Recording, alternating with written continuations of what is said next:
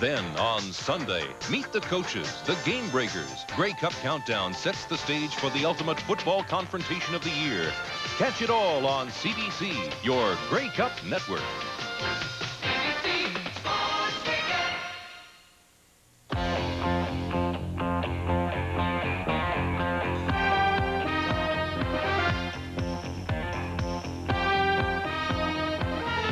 Ron Lancaster and the CFL. Brought to you by 3M, proud sponsors of the 1988 Olympic Games. And on this Saturday afternoon, we welcome you back live to the Royal Winter Fair in Toronto. I'm Brian Williams, along with Ron Lancaster. As we look out back, Ronnie, this arena is now empty. A very exciting Nations Cup competition earlier today. Now, you were over watching the Argonauts practice about 1,000 yards away at Exhibition Stadium. We'll talk about the playoffs in just a minute. A couple of big stories in the CFL today. First of all, the president of the Ottawa Rough Riders stepping down.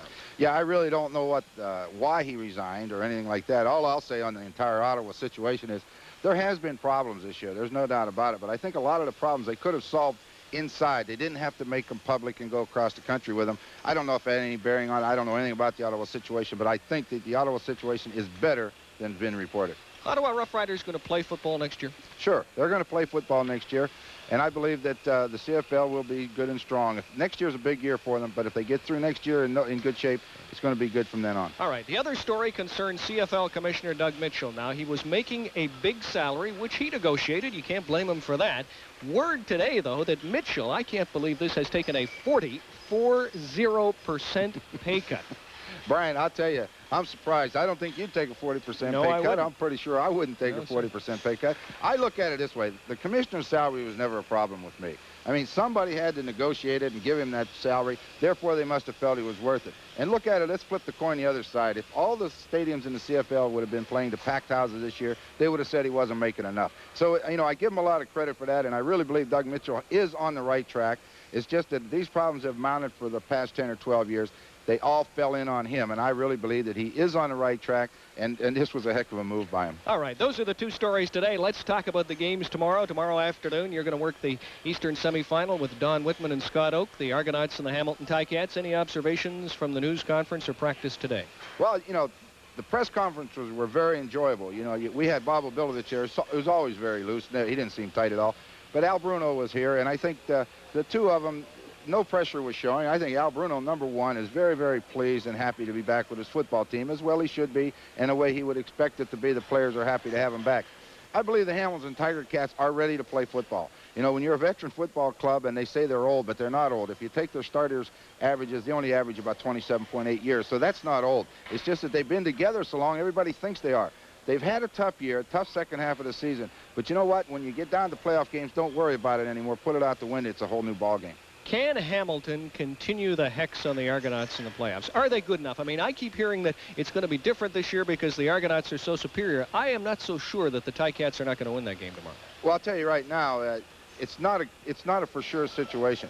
I think anytime Hamilton and Toronto meet, that's an ideal rivalry. It's been a great rivalry over the years, and there's no reason to think it's not going to be tomorrow. If you think for 1 minute that the Hamilton Tiger Cats are going to come in here and lay down, you can forget it, because they're going to go down with all guns blazing, and the Argonauts better be ready. All right, we'll talk more about the Argonauts and the Ticats in just a minute, also the Calgary Stampeders and the Edmonton Eskimos, as the Lancaster Report continues live from the Royal Winter Fair in Toronto. Stay with us. We'll be right back.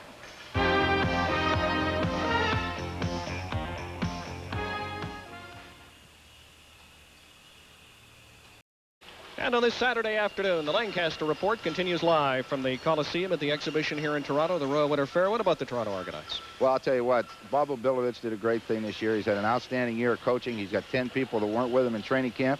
He put them together, and around the 10th game of the season, he stuck with them, and they've been free from injury, and they're playing fantastic football, especially on the defensive side. You know, they lost Ken Joyner and things like that, but they got Darryl Smith inside.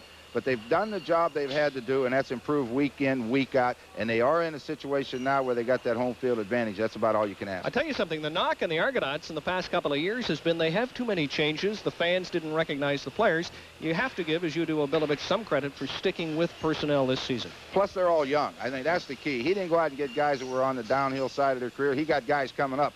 should get better every year. And he put them together, kept them together. He feels this club is as close to being the best club he's ever had, and they're capable of winning it all. All right, Ron, those viewers and great fans in Alberta saying, hang on, talk about that Western semifinal tomorrow. All right, folks, here we go. The game between the Edmonton Eskimos and the Calgary Stampeders at the Commonwealth Stadium.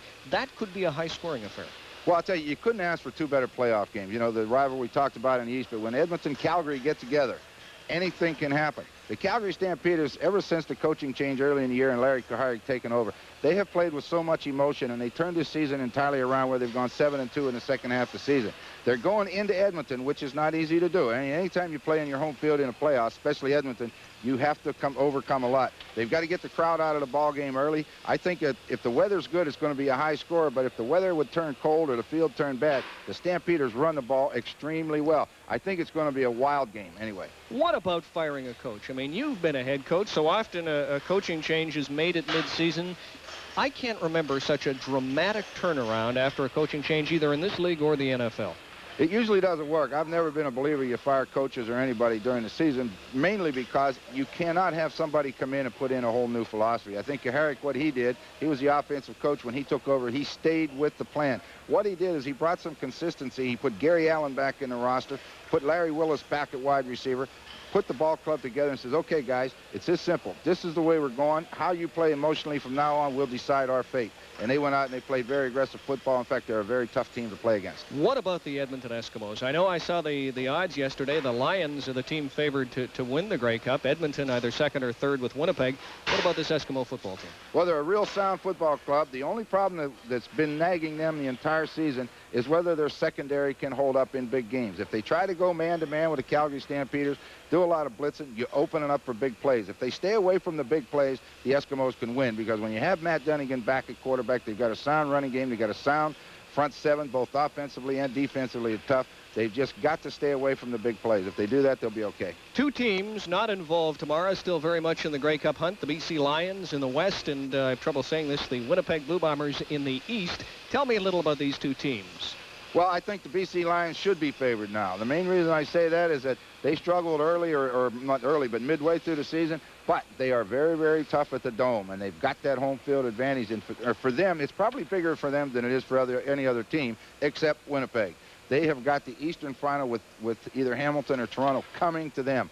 And when you get to Winnipeg at this time of season, you never know what the weather factor is going to be. Winnipeg practices in the weather with the wind and the cold. They know how to handle it. It's going to be up to Toronto or Hamilton to adjust. But I really believe the BC Lions have to be favored in the West. Winnipeg, the second best team. I don't want to take anything away from Edmonton, but I was so impressed with their last two games against Toronto. Well, those two games with Toronto were just great football games. They may not have scored a lot of points, but they beat each other up pretty good. The Winnipeg Blue Bombers are an outstanding football team with Tom Clements at the control. If you don't control Tom Clements, the Winnipeg Blue Bombers will win it all. All right, it's been fun having you here at the Royal Winter Fair with us. I know you enjoyed practice today. I think Don Whitman's probably at the hotel getting his dinner ready with Scott Oak. A little final word maybe in tomorrow's game.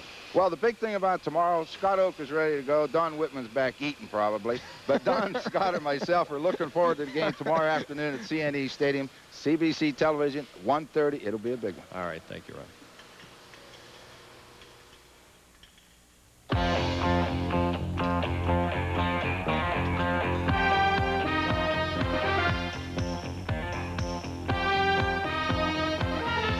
Ron Lancaster and the CFL.